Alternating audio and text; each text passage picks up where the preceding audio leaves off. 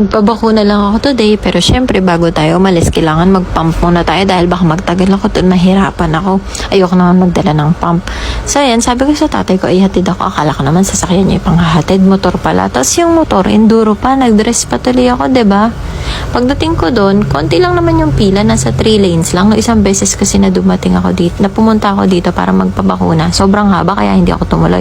Dalawa yung pila dito, isang pang matanda at isang pang bata.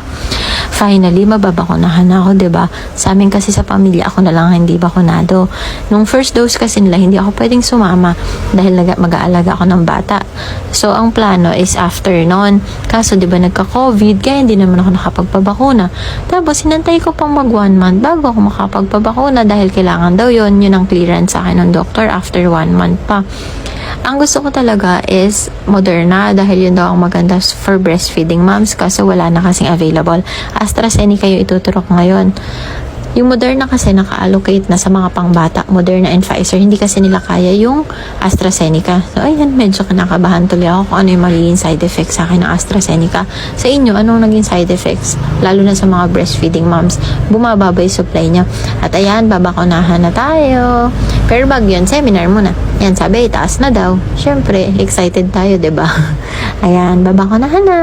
Di naman ako ganong kinakabahan. Yun lang wino-worry ko kung ano talaga yung magiging side effects sa akin. Tingin ko naman kaya ko eh. Sana. At isa pa akong kinakabahan, baka kasi bumaba yung supply ko. Ayan, pagdating ko ng bahay, wipes dahil hindi tayo pwedeng maligo.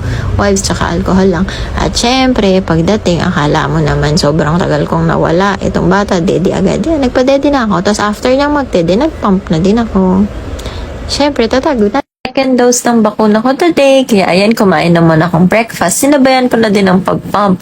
Kinuha ko na yung mga dadalin ko. Etong virus protection, purifier, at etong mask. At syempre, vaccination card.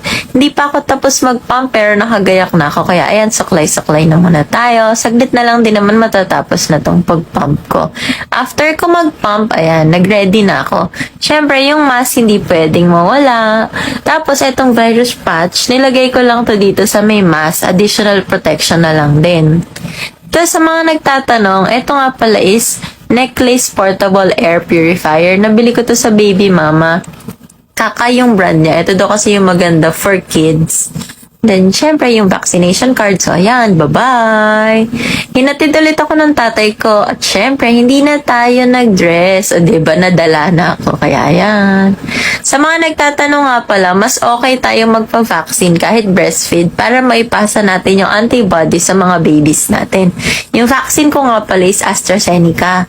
Ayan, nakalimutan ko, kailangan nga pala ng face shield. Yun nga pala yung nakalagay sa post. Kaya ayan, binaba na muna ako doon sa tindahan sa may tapat. Tapos, pinaglakad na ako kasi malapit na lang din naman. Pagpasok ko, akala ko wala. Akala ko hindi tuloy. Kasi may narinig ako, hindi daw tuloy at wala daw. Noon pala, ang tinatanong niya is first dose. Kasi ayan, makikita niyo walang tao. Diba, ito yung unang pila. Kung matatandaan niyo, dun sa may first dose na video ko. Ngayon, dito na agad yung diretso sa may vaccination site. Konti lang yung tao. Ngayon lang nagdadatingan yung tao, pero hindi pa rin talaga ganun kadami kasi second dose lang yung ngayon. Walang ibang kasabay. Ayan, nag-start ng magbakuna. Ako na agad. Mabilis lang yung naging process kasi nga konti lang. Siguro mga 80 persons lang yung nandun. Dalawang hati yung nagbabakuna. Kaya yan, fully vax na tayo. After nun, hinintay ko na lang yung vax card. At ayan, nakuha ko na nga. Sabi ni tatay, hintayin ko na lang daw siya. Magpasundo na lang daw ako para hindi na ako mag-commute. Kaya lumabas na lang ako dito sa may motor pool para hintayin siya dun sa may labas. Nga pala, kahit ano namang vaccine, okay sa atin nagpapa-breastfeed. Pero sabi ng OB ko, mas maganda lang daw yung Moderna. Pero carry na din kahit ano. Ayan, pag uwi ko, naabutan ko si Just. O, ayan, nagmumuryot.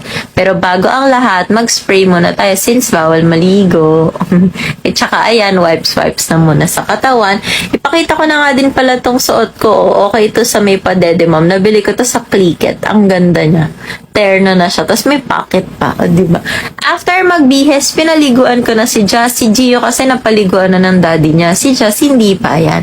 Gamit namin sa hair, etong foam shampoo ng Mustela, sa body naman, tsaka sa face niya, Cetaphil Gentle Skin Cleanser. Yes, hindi yung pang baby yung gamit namin, kahit kay Gio, ito din talaga yung gamit namin. Kay Gio, ito gamit ko sa hair, tsaka sa body niya, kasi yun lang yung hiyang sa kanya. Mas sensitive kasi yung balat ni Gio. Sa face nga pala, sinasabon ko ngayon yung face ni Just since nag-breakout yung skin niya ngayon dahil sa panahon. After maligo, ayan na. O, diba? Gamit ko naman muslin swaddle. Mas okay kasi sa kanyang towel. Ayan na siya. O, diba? Floral siya today. Ayun, tawa-tawa yan eh. Tingnan nyo yung mga gilit niya sa hita o tsaka sa braso, diba? Taba ching-ching yan. After naman namin maglaro, ayan, dede time na siya. Nagpa-dede din ako agad. After magdede, syempre, pump naman tayo. Ayun lang. Salamat.